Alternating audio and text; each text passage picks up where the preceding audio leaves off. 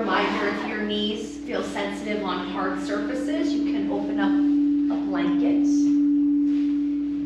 And from this position, we're just going to do a very simple cow-cat, which you're all familiar with. We inhale, creating the U shape, and we exhale, creating the N shape. It's quite nice when we're in the cat position, which is the N shape. Give your head a little shake and a gentle nod. The weight of the skull dangling can feel really quite wonderful. And what I'd like to suggest in honoring our yin practice is that we curl our toes under. And if you remember, I told you months ago that I used to really not like this years ago. And I have to say that now that I've been doing it for the course of the winter, it doesn't even feel uncomfortable anymore. So, getting that stretch for the joint capsules and the toes, stretching and opening the sole of the foot, it's quite wonderful while you're exploring your cow and your cat. So I'll invite you to continue just a tiny bit longer with cow-cat. And then I'm going to ask you to transition into a nice static hold of down dog. We'll give our head a little shake and a gentle nod, and then we'll settle in there for our static hold. It will be brief, so if down dog isn't your thing, I promise it's brief. Everyone looks great. So with our down dog, I would like you to step your right foot forward. That means our left leg is back. We're going to roll the edge of our mat in, drop the left knee down. Let's uncurl the toes. And we'll bring the weight of the body forward. And you'll feel the stretch through the inner left thigh and groin. So the left knee's down. We have the weight forward, working to stretch and open the front of the pelvis. Doing a great job, Linda. That was a big movement, doing our down dog and stretching forward. I did that on purpose. So I hope that you don't mind. And I hope that you enjoyed seeing your range of motion and taking the time to find your proper placement to get the best benefit. Good. Dragon pose.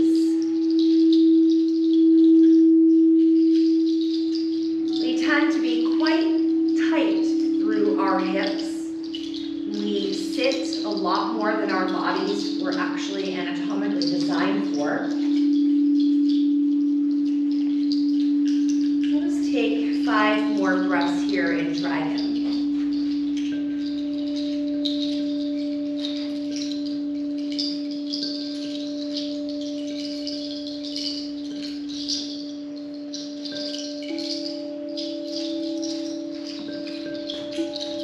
Good. Take a nice full breath in. And as you exhale very slowly, press the buttocks back. Very, very slowly. Please do not move quickly. Stretching the buttocks back. Opening up through the right leg, and you'll bring the right toes straight up to the ceiling. Maybe even bowing forward.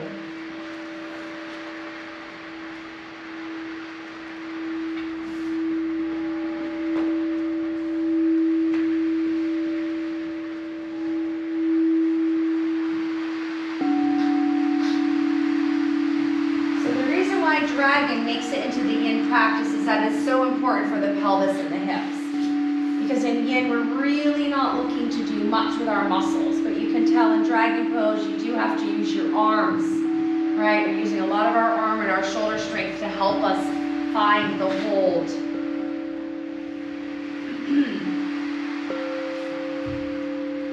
You're going to breathe in and roll over the heel, bring yourself back onto the right foot. Let's curl the left toes under, engage the leg. And let's just do something a little different. We're going to bring that left foot forward. We have to do both sides. Let's bring the left foot forward and cup our elbows. Now this is a very familiar posture to those of you that have taken my vinyasa and my all-level classes. In our yin practice, we call it dangling because your skull is dangling from the spine. And I would like you to just really enjoy this position. We're getting deep into the fascial trains which run through the back side of the body. And you might enjoy adding a tiny bit of yang to your yin, just shifting your weight a little forward and a little back, and then maybe even a little bit side to side. Michelle, should we be resting on the thighs? That's a great question. So there's our question, should the ribs be resting on the thighs? And the answer is it can go that way. The shape can go that way. And that might mean that you even have a little bit of a soft bend in the knees to make it comfortable for your legs so that you're safely opening and stretching them and you're not. And for some of us, we might have those legs very active and open, and the weight of our torso is spilling forward, and depending on our level of flexibility, our torso might have contact with the thighs because we are opened up so much through the back, or there could be some space between the ribs and the thighs. So we want to make sure we feel like we're getting a good stretch. We want to make sure that we feel safe in the body. Yeah, I can do that. I just didn't sure. Yeah, great question. Yeah. We'll take 5 more breaths.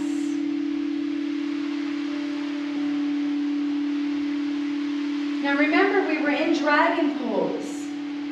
So we have to do our dragon pose on the opposite side. So from our dangling, we'll bring our hands to our mat. I want to encourage you to bend your knees for a moment. Kind of like you're gardening and you're reaching down to get that strawberry because it's so juicy and delicious. We're going to step the right foot back. And look, our left foot's already in place here. And then we'll curl the edge of our mat in to give us an extra cushion and drop that right knee down. And then essentially dropping into your dragon. Great.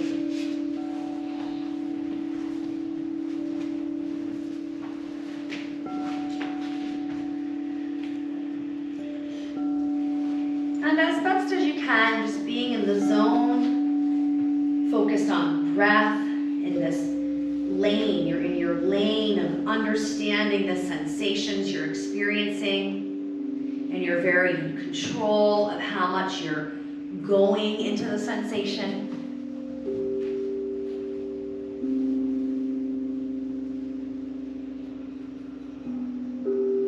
And if your mind is active, focus on your affirmations, your mantras.